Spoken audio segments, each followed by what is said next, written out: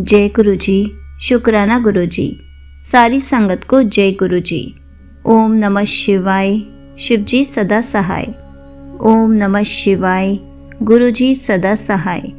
शिव पुराण श्री शतरुद्र संहिता का 19वां अध्याय, दुर्वासा चरित्र।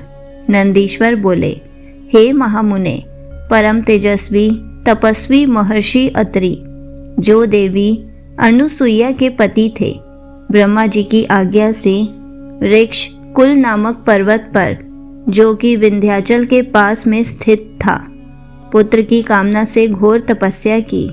उनकी तपस्या दिन प्रतिदिन और भीषण होती जा रही थी, जिससे तेज अग्नि की ज्वाला प्रकट हुई और उससे सब लोग जलने लगे। तब सब देवताओं ने मिलकर ब्रह्मा जी से प्रार्थना की। ब्रह्मा जी सब देवताओं को साथ लेकर भगवान श्री हरि विष्णु की शरण में गए। वहां उन्होंने विष्णु जी को महर्षि अत्रि की तपस्या से उत्पन्न ज्वाला के विषय में बताया। जब श्री हरि बोले कि परमेश्वर भगवान शिव ही इस समस्या को दूर कर सकते हैं, इसलिए हमें उनकी शरण में जाना चाहिए।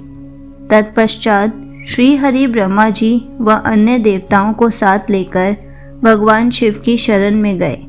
कैलाश पर्वत पर पहुंचकर सबने त्रिलोकीनाथ भगवान शिव को नमस्कार किया और उनकी स्तुति करने लगे। उन्होंने महादेव जी को अत्रि मुनि की तपस्या के बारे में बताया।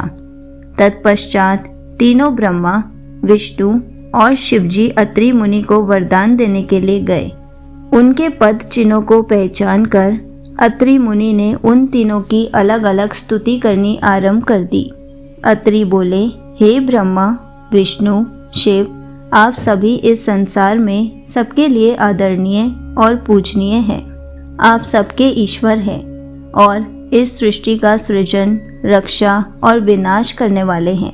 भगवान, मैंने तो पुत्र प्राप्ति हेतु भगवान शिव का पूजन आराधन किया था, परंतु आप तीनों के एक साथ दर्शन पाकर मैं धन्य हो गया हूँ। प्रभु, मुझे मेरा इच्छित वरदान दीजिए।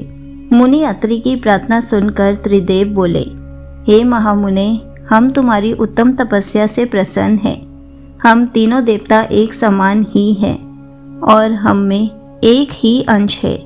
हमारे वरदान से तुम्हारे 3 पुत्र होंगे, जो हम तीनों के अंश होंगे। यह कहकर ब्रह्मा, विष्णु और शिव वहां से अंतर्धान हो गए। अत्रि मुनि वरदान पाकर खुशी से झूम उठे और वापस अपने आश्रम में चले गए। वहां पहुंचकर उन्होंने अपनी पत्नी अनुसुईया को वरदान के विषय में बताया, जिसे सुनकर वे भी हर्षित हो उठी। समय बीतता गया। निर्धारित समय पर देवी अनुसुईया ने 3 पुत्रों को जन्म दिया, जो कि स्वयं भगवान शिव, ब्रह्मा और विष्णु का अंश थे।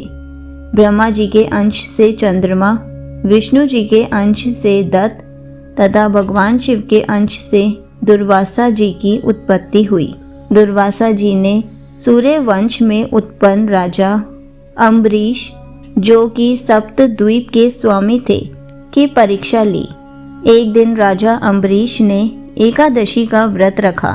तब दुर्वासा जी अपने शिष्यों को साथ लेकर उनके राजमहल में गए। उधर अम्बरीश ने सब ब्राह्मणों को भोजन कराने के उपरांत जैसे ही जल पिया, दुर्वासा ऋषि वहां पहुंचकर उन पर नाराज होने लगे।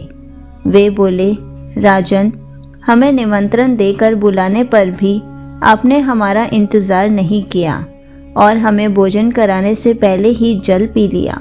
अब तुम्हें अपनी करनी का फल अवश्य भुगतना होगा। यह कहकर दुर्वासा जी ने राजा अम्बरीश को शाप से भस्म करना चाहा, परंतु उसी समय उनकी रक्षा हेतु सुदर्शन चक्र आ गया और वह दुर्वासा मुनि को ही जलाने लगा। तभी आकाशवाणी हुई कि दुर्वासा जी, अम्बरीश भगवान शिव का अंश है। यह सुनकर सुदर्शन चक्र शांत हो गया। तब राजा अम्बरीश ने दुर्वासा जी के चरण पकड़ लिए और उन्हें उत्तम भोजन कराकर विदा किया। एक बार दुर्वासा जी ने मर्यादा पुरुषोत्तम श्री राम की परीक्षा ली। उन्होंने श्री राम से कहा कि आपके और हमारे बीच होने वाली बात में कोई बीच में ना आए। जब वे दोनों एकांत में बैठकर वार्तालाप कर रहे थे, लक्ष्मण वहां चले आए। तब रामचंद्र जी ने अपने प्रण के अनुसार अपने भाई लक्ष्मण का त्याग कर दिया। उनकी दृढ़ता से दुर्वासा मुनि प्रसन्न हुए और उन्हें आशीर्वाद देकर वहां से अपने स्थान को चले गए। इसी प्रकार एक बार उन्होंने श्री कृष्ण जी की भी परीक्षा ली थी। जब भगवान विष्णु ने कंस का वध करने के लिए कृष्णावतार लिया, उस समय उनकी प्रसिद्धि चारों ओर फैल गई। वे ब्राह्मणों को प्रेम भाव से जिमाते थे। उनकी ख्याति के कारण एक बार दुर्वासा जी कृष्ण की परीक्षा लेने के लिए पहुंच गए। उनकी सेवा से प्रसन्न होकर उन्होंने कृष्ण को वज्र के समान शरीर होने का वरदान प्रदान किया। एक बार द्रौपदी ने दुर्वासा जी को स्नान करते देखकर उन्हें वस्त्र दान किया था।